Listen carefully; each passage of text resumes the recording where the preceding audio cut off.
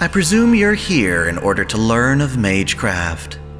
I'll have you know, there's no room for the weak-willed in this course, and despite your best efforts, the sorcery of our time is but a fraction of what it once was in the Age of Gods. Much of the craft is established through pedigree, and the culture of mages is riddled with deception and moral depravity. That said, if you insist, I shall do my best to educate you in this miserable, yet fascinating world.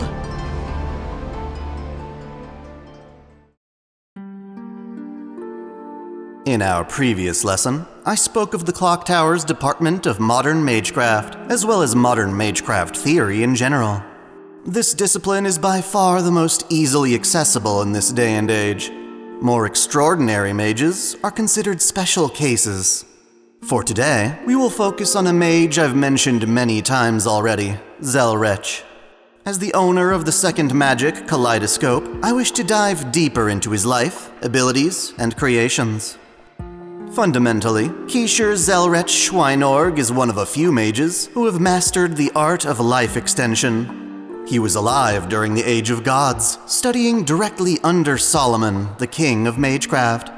That makes him nearly 3,000 years old. This allowed him to watch the Age of Gods come to an end. Even now, he is a remarkable mage, the father of jewel magecraft, a technique where mana is stored within minerals for later use in a variety of ways. It requires him to be a master of stabilizing, constructing, and converting energy. Some say, if not for the actual invention of jet-fueled rockets, Zelretch could have achieved the same propulsion with his mana-infused jewels. More famously, Zelretch is in possession of the second magic, and is the only person able to make direct use of Kaleidoscope and its operation of parallel worlds. To that end, only he knows its true potential. Parallel worlds, or alternate universes, exist all around us. They are not infinite in scope, but definitely accommodate for some extreme diversity. The state of the world and the path humanity takes changes with each one, even if only slightly. One obvious application of Kaleidoscope is to travel between these worlds, observing various possibilities. In a more intimidating fashion, Kaleidoscope can actually rewrite events, and in turn, the world itself. Abusing this to its limit, Zelretch can accomplish a form of both time travel and resurrection. Access to parallel worlds is achieved through what's called the multi-dimensional refraction phenomenon. It creates portals, or openings, from one world to the next. Beyond merely visiting these worlds, Kaleidoscope can be used to siphon mana from them. With his jeweled sword, Zelretch taps into a nearly inexhaustible supply of magical energy. He's also found a way to use his jewels to transfer his soul between worlds. In essence, he gathers jewels at his destination and then takes possession of them as a jewel golem. So long as he has these golems in other worlds, he can have his soul travel to them. The only limitation is that his soul can only be in one world at a time. While he can technically step between worlds in his own physical body, and used to, he's found it advantageous to simply send his soul between golems. Often, Zelretch merely wishes to observe other worlds, comparing their trajectory to his own. When doing so, he enters his own spherical room, an in-between world of his own making. From his lavish wooden chair, he flips through a floating book of possibilities. Its tens and thousands of pages update in real time to inform him of his surroundings.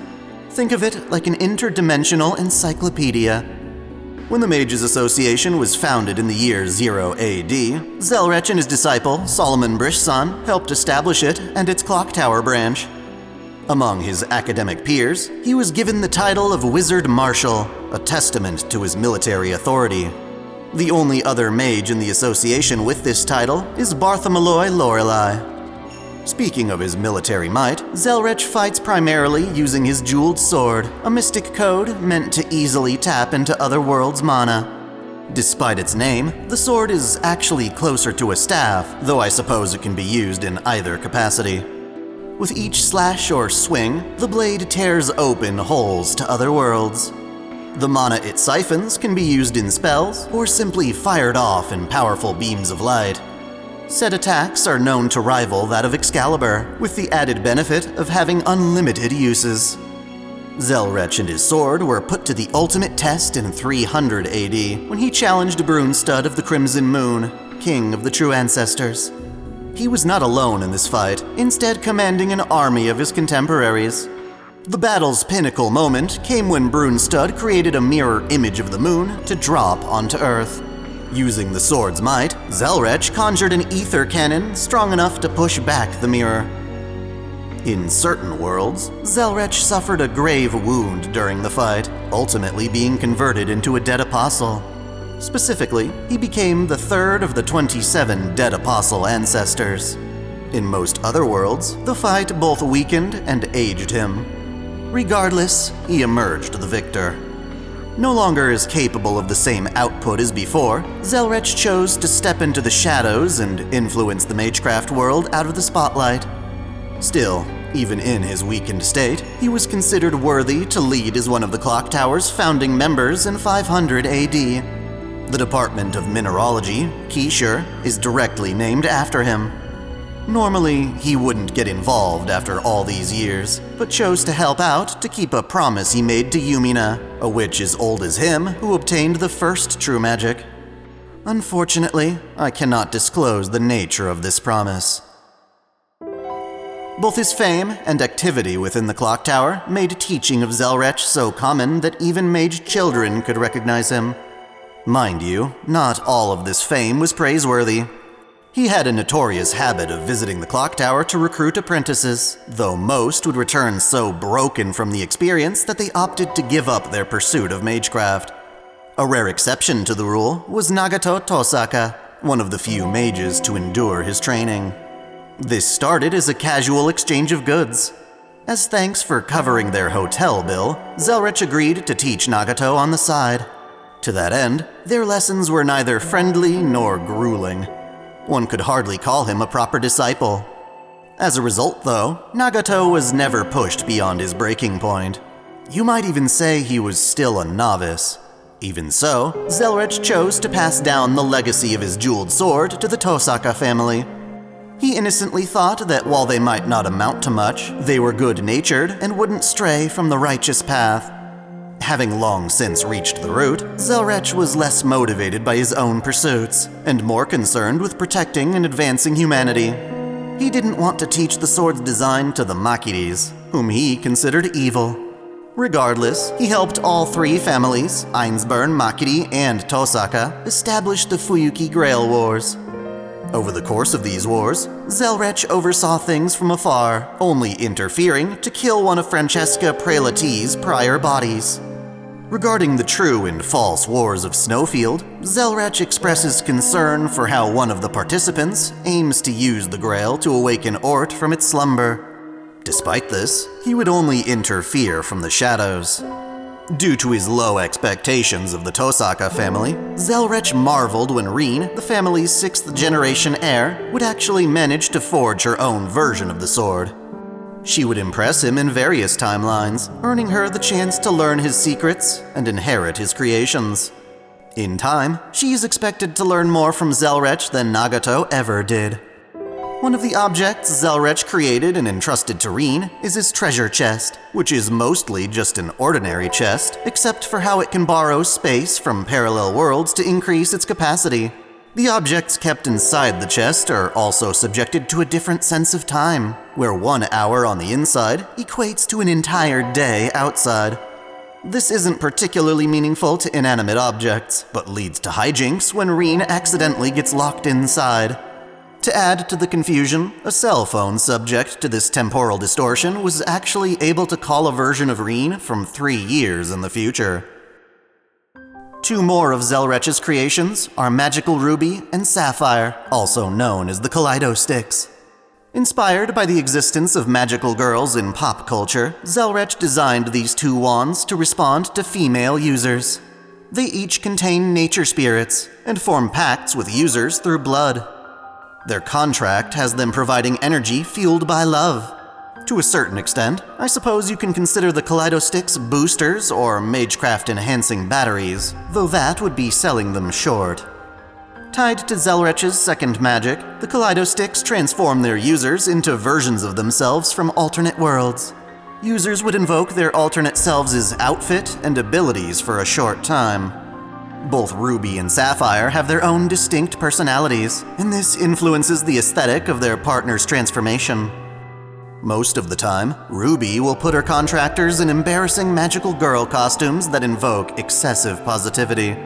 Even through this, Reen's inner fury comes out when dealing with her rival Luvia, who received Sapphire. Rather than work together on a common goal, the two girls bickered and fought one another to the point where Ruby and Sapphire disowned them. As living beings, these Kaleidosticks need to grant consent to their partners. Of their own volition, then, they chose to partner with Eliasfiel von Einsburn and Miu. Upon turning into a magical girl, users of Ruby and Sapphire can tap into their knowledge in other universes. Even mages without any formal training can fly, jump in the air, fire energy blasts, and erect shields simply by channeling their imagination. Of course, the Kaleidosticks are best known for their ability to invoke class cards, transferring the abilities of heroic spirits into their contractors. The reason Zelretch handed them out at all was so that Reen and Luvia could track down and obtain the class cards. More details on that can be found in my lesson on Ainsworth Magecraft. Even without class cards, Ruby and Sapphire have dozens of other abilities, such as combining to form a single wand named Zwei. At one point, Elia wields Zwei in an attempt to rescue Miu, but obviously both the Kaleidosticks have to consent to this process. Other utilities include the durability to survive attacks from servants, remote communication like a cell phone, and making calculations advanced enough to predict the future. A more obscure variant of the Kaleidosticks is the Phantasm Rod, utilized by Arcuade Brunstud's magical girl alter ego Phantasmoon. Rather than Zelretch's creation, the caster's servant Medea crafted this heart-shaped rod almost exclusively to get Arcuade to stop bothering her. The Phantasm Rod appears to have features inspired by Magical Ruby, as well as Medea's own staff. In summation, Zelretch is one of history's oldest still living mages. He's practically been around since Magecraft's inception. He commands mastery of Jewel Magecraft, alongside the second true magic Kaleidoscope. While he's been known to visit parallel worlds, he also draws energy from them and uses them to observe potential outcomes for his own world. After a brutal battle with the Crimson Moon, Zelretch stepped out of the spotlight, instead trusting the future to new generations. As a founding member of the Mages Association and Clock Tower, he took on various disciples without much success. Eventually, the Tosakas wound up being his living successors, inheriting his lessons and creations, such as the Kaleidosticks. Even in his weakened state, Zelretch remains one of the most formidable figures in our world, as well as one of the few elite mages concerned with protecting humanity. As it turns out, mages need not live for thousands of years to harness supreme talent. Instead, some are born as prodigies, inheriting their abilities from a greater familial legacy. By far, the most fascinating case of this can be found in Flat Escardos, whose inhuman aptitude for the craft contains skeletons in its proverbial closet. Thus, for our next lesson, I would like to investigate deeper into Flat's abilities, accomplishments, and circumstances.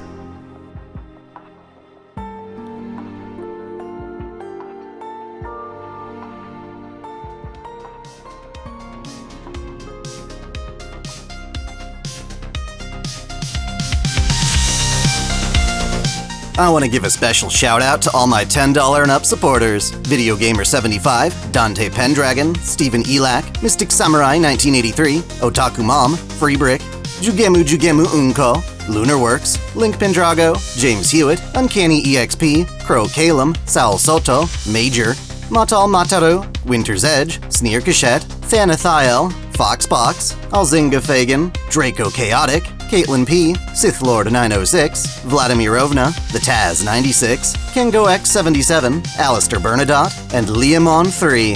Thank you all so much.